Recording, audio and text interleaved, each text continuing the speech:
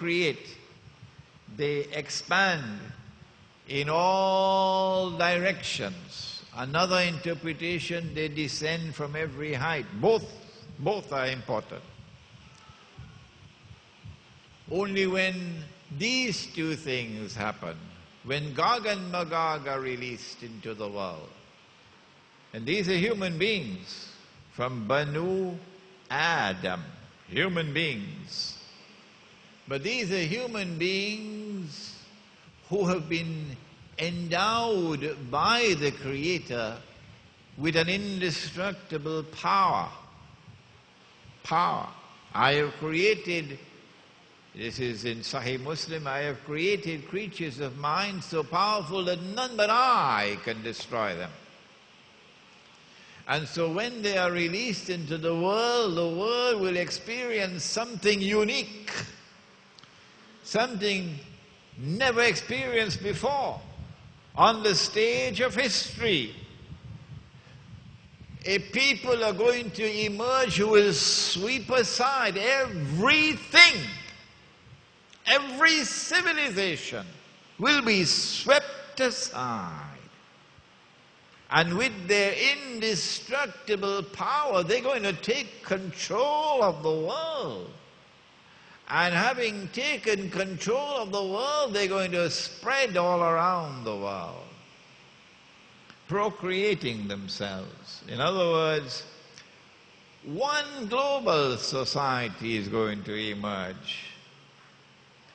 And it will be a global society of people who will, listen to the word, replicate the way of life of Gog and Magog. You know the phrase I've coined to describe that global society, don't you? I call it a blue jeans Jamaat. One way of life will take over the world. Which town is this? Which is the key to the understanding of tomorrow, the key to the understanding of the end of history. The last age is taking us somewhere. We want to know where it is. Which town is this? When we study the books of tafsir, the answer is not there. It could not have been there. No one could have answered it, because events had not as yet unfolded in the world. Remember, that ocean of knowledge and this ocean of knowledge must come together. Is there anything in the data which has come from Prophet Muhammad ﷺ by which we could identify that town? We go now to all the ahadith on Gog and Magog to see whether any town has been mentioned that is connected with them. And when we study all the ahadith, all the statements, all the data which has come from the Prophet ﷺ on Gog and Magog, we find only one town mentioned, only one. And it is Jerusalem. And so, we are not placing our feet on shifting sand when we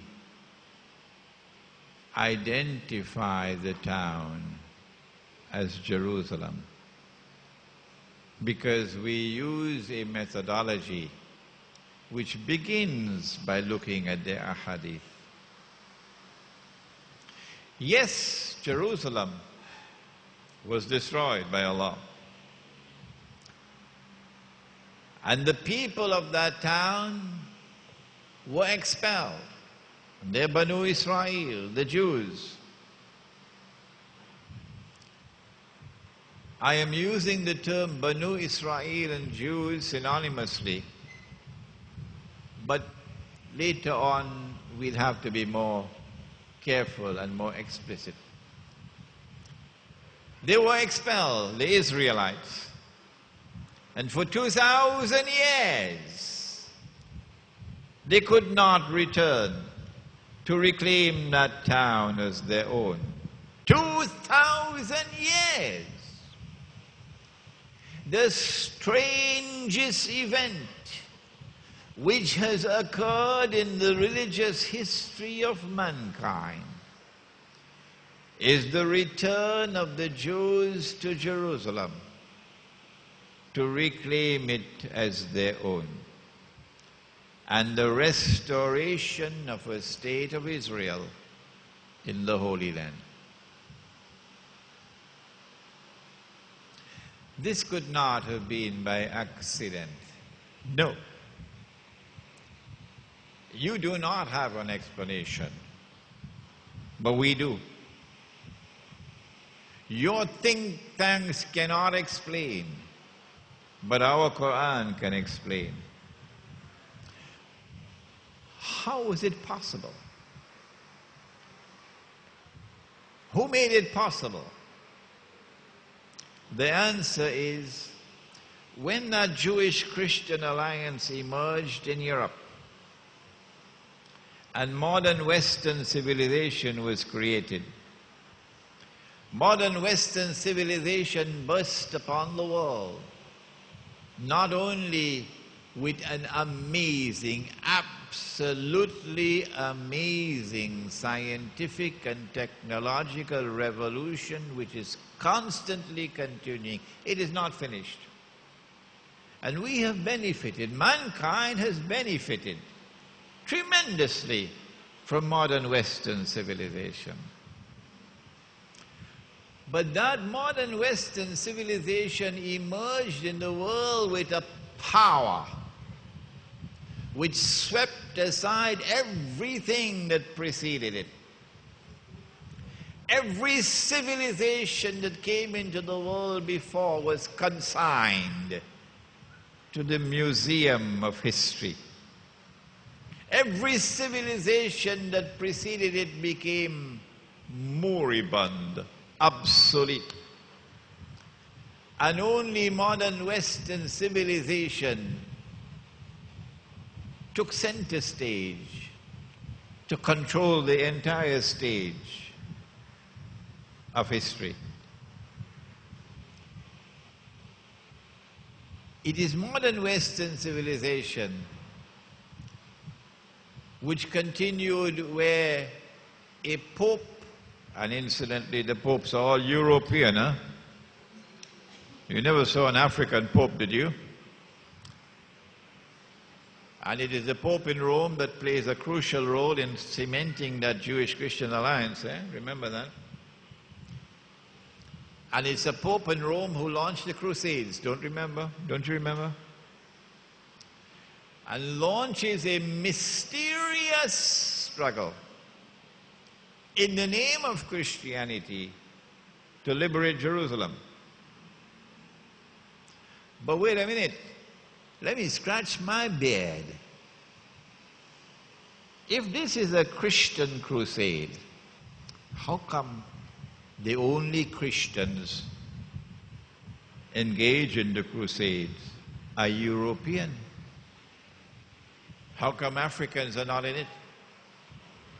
How come the Byzantine Christian Empire is not a part of the crusades? How come when European crusaders passed through Byzantium, they fought and killed their own Christian brothers? How come? How come no other Christians in the world have this obsession to liberate Jerusalem? Why only Europe? That Europe, which is destined to become a Jewish-Christian alliance. We say it was not a Christian crusade. We say it's a European crusade. And they continued their struggle for 1,000 years until eventually the Jewish-Christian alliance emerges and modern Western civilization finally succeeds in 1970.